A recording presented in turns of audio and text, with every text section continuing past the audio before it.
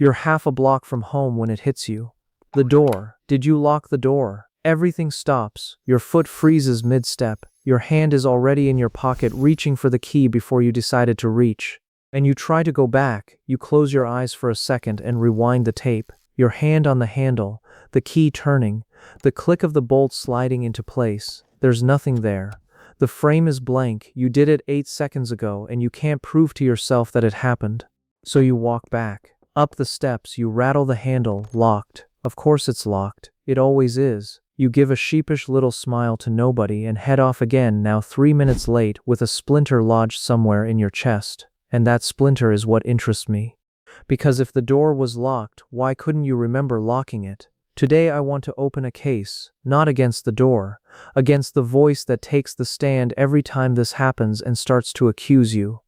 That voice has been prosecuting the wrong person for a long time, and nobody ever called the defense. The prosecution is quick. It doesn't even have to raise its voice. You again, 3rd time this week. You lock this door every single day 1,000 times in your life, and still you can't remember 10 seconds ago. This isn't normal. And it doesn't stop at the door. Yesterday it was the stove. You turned back halfway down the street to check if you'd switched it off. Last week it was the car. You pressed the key fob 3 times in the parking lot just to hear the beep again.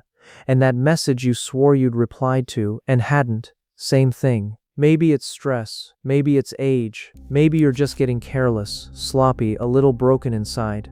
The worst part is the prosecution has evidence. It points at the hole in your memory and says, look, it's empty. You don't see the key turning. You don't hear the click.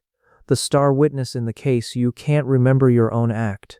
And in the court that runs inside your head, an absence of memory counts as a confession. You bang the gavel on yourself. You plead guilty to having some kind of defect. And you carry that sentence around all day without ever noticing you signed it. Let me get ahead of one thing before the defense stands up. Almost everyone watching this has sat in that exact same defendant's chair. If you recognize the scene on the corner, you're not the strange case, you're the rule. And if you're the kind of person who loves watching something ordinary get taken apart piece by piece until it turns into something else, this channel was built for the way your head works. Hold on to that fact about almost everyone. It's going to matter in the verdict. Now the defense rises. And it's going to call a witness the prosecution always refused to hear. How your memory actually works on the inside. Your head keeps the world in 2 very different ways, and those 2 ways barely speak to each other. The first is the memory of movements. The part of you that can ride a bike after 20 years off one, that ties a shoelace while holding a conversation, that drives from work to home without registering a single turn on the way. Scientists call this procedural memory. It's the memory of the body. And here's the detail that matters. It doesn't need you paying attention. It works better when you get out of the way. Locking the door lives right here. Your fingers have run that motion thousands of times. They don't need an audience to do the job. The second kind is the memory of the event. Me, here, now, doing this. The record of a specific moment with you inside it, dated, with a smell and a temperature. Scientists call this episodic memory, and this one has a doorkeeper at the entrance, just one, and it makes no exceptions for anybody. Attention. If you weren't present in the moment doesn't get in to become a memory. It happens perfectly, start to finish, and leaves no receipt at all. There's even a name for that blackout when you cross through a passage. Researchers call it the doorway effect. You step over a threshold, your brain reads it as scene over, new one starting. And it wipes the table for the next one. It's why you walk into the kitchen and forget what you came for. The fridge stares back at you and you have no idea what you wanted. Your front door does the same thing, only on the way out. You cross it already thinking about the next scene of your day, and the scene that just ended, the one where you locked up, gets thrown out before it's ever filed away. Pay attention now, because this is where the whole case turns.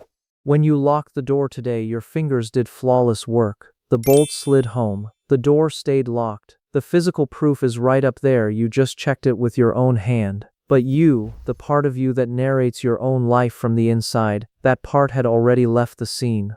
It was 3 hours ahead. In the 10 o'clock meeting, in the hard conversation you keep putting off. In the grocery list. In the bill that's coming due. The motion was carried out by a silent professional. and not a single witness from your consciousness was in the room to sign off that they saw it. Want proof this has nothing to do with a weak memory? Think of your password, the one your fingers play across the keyboard like a scale on a piano, every single day without hesitating. Now try to say it out loud, letter by letter, number by number, hands sitting still in your lap. You stall. It's not that you forgot the password, it lives in your fingers, not in your mouth. It's a different drawer of your head, one that language can't even reach. The door is exactly like that. The knowing is in the motion. It was never in the part of you that talks and remembers, so demanding a memory from that part, one that was never stored there, is like asking your hand to recite the password. So the door was never the problem. The lock did its job. Your fingers did theirs perfectly. The only thing missing, in that instant on the way out, was you. And this is where the color of the scene changes, where the world around you drains of color for a second and a warmer light comes on, the way it does when you finally see something that was in front of you the whole time. Because the doubt on the corner stops being about a door and becomes about something much bigger and much quieter. The verdict, then, on the charge of a faulty memory, not guilty on all counts. Your memory is working exactly the way it was built to work. It didn't record the moment you locked the door because you weren't there to be recorded along with it. That's not a factory defect. That's the factory specification of every human mind that has ever existed.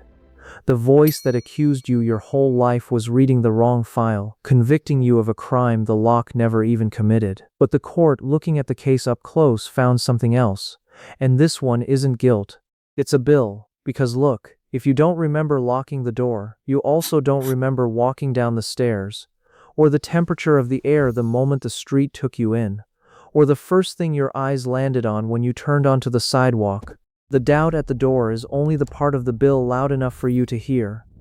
Underneath it sits a silent stack of minutes that passed through you without you passing through them. You didn't lose the memory of locking the door. You lost the whole instant it was locked in, and that instant was just one of dozens that slipped by like that today before your coffee even went cold. That's my read on the case, and it's the one I'll defend. Checking the door isn't the symptom of a broken head. It's the daily receipt of a life run on autopilot. It's your own mind tapping gently on your window, polite, no fuss, trying to tell you how many minutes are walking out the front door every day without you inside them. And if this just put a name to something you've done for years and never told anyone, don't let it die in there. Go down and write in the comments what your corner is, what your own "wait, did I lock it" moment is. Half the people who open those comments will let the breath out of their lungs just seeing they're not the only ones. And when you tap that share button, this idea crosses the screen and lands in the lap of someone who this very day walked back half a block thinking there was something wrong with their own head. There wasn't. There never was. Tomorrow you'll reach the same corner. Odds are your foot will freeze again. The splinter doesn't leave overnight. But maybe this time, before you turn your body back around, you try something different. You stay. Just 1 second on the way out. Feel the weight of the bag pulling on your shoulder. The cold air on the hand that's still holding the key. The sound of the street that was always playing there. You let that instant record you back into it. And then you keep going, without checking, because this time, when the door locked, you were there.